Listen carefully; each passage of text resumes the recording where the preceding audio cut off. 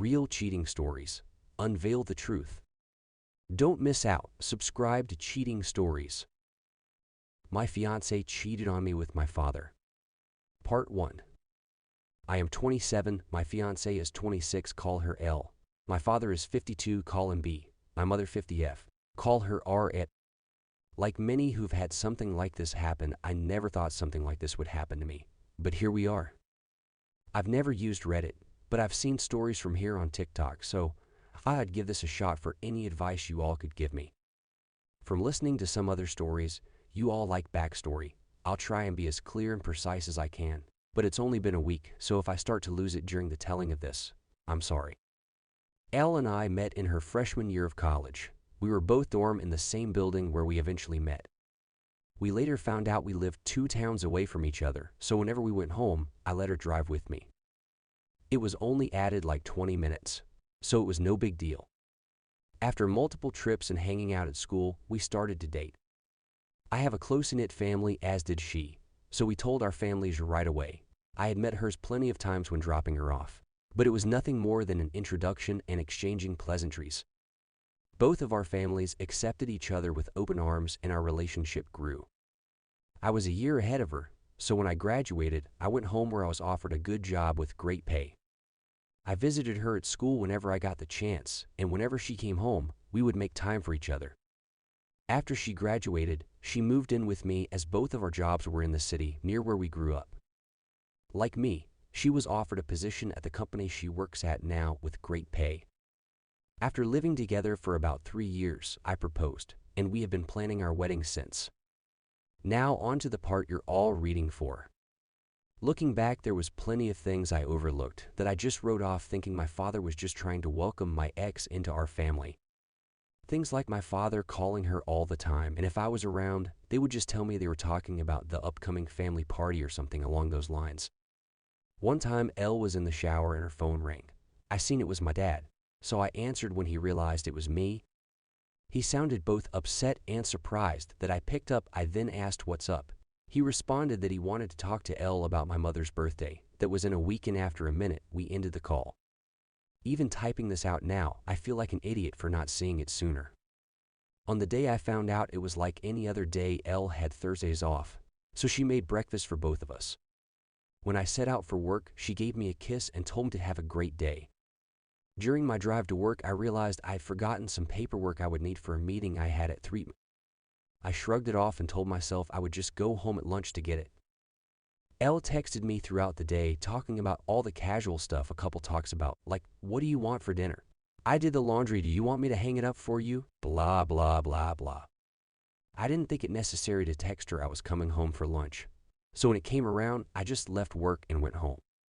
When I got home, I noticed a car that looked like my father's in our parking lot, but I didn't think anything of it and just parked and went into our building.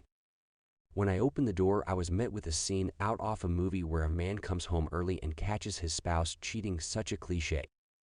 There was a trail of clothes, both his and hers, leading to my bedroom, and a sound of faint moans echoed through my apartment. I stood at the door in utter shock. My brain was a mix of rage, sadness, and disgust. But if you were a fly on my wall, you would see what looked like a statue. I just couldn't move. When I finally snapped to, not knowing how much time had passed, I took out my phone to record. I picked up all the clothes that were on the floor and threw them into the hall of the building. After, I filmed the walk to my bedroom. The door was open. I stood in the doorway filming for about a minute, then flipped on the lights. They both jumped at the sudden light and looked at me, and to my utter shock, it was my father in the bed with her. After the initial stun, my father noticed I was recording and started to panic, trying to find anything to cover himself and telling me to stop recording. He found a towel and wrapped it around himself and started to walk toward me. I told him, if you don't want to get hurt, stop coming to me. He either didn't care or didn't hear me and reached for my phone. I hit him square on the jaw. His head bounced off the door and slumped to the ground. Elle shrieked. I aimed the camera at Elle and said, concerned about your fear, buddy, but nothing to say to your fiancé. My father woke up after about a minute nap, and I told him I just needed to come pick something up for work, so I'm heading back now. If either of you pieces of sisters are here when I get back, I'll send this video to everyone you know. I ended the video, looked at my dad, who was still coming to, and said, you're dead to me. You're no longer my father, but you might want to go home and talk to Mom because I'll be talking to her very soon. I sat in my car for a while until one of the bosses at work called to ask where I was. I told her I was on my way back right now. When I got to her office to hand her the paperwork, I must have looked awful because she started asking what was wrong with me. I told her it was nothing and I'd be okay. I could see her scanning me up and down, and she noticed some blood on my collar and stood up, rushed to me and said, "You're bleeding." I looked down and said it was my father's. She looked confused, so I pulled out my phone and showed her the video. She watched it in its entirety. She was introduced to LA a few times, but never my father. She sat there silent for a moment until it finally clicked that my fiancé was cheating on me. But not only was she cheating, he was with my father.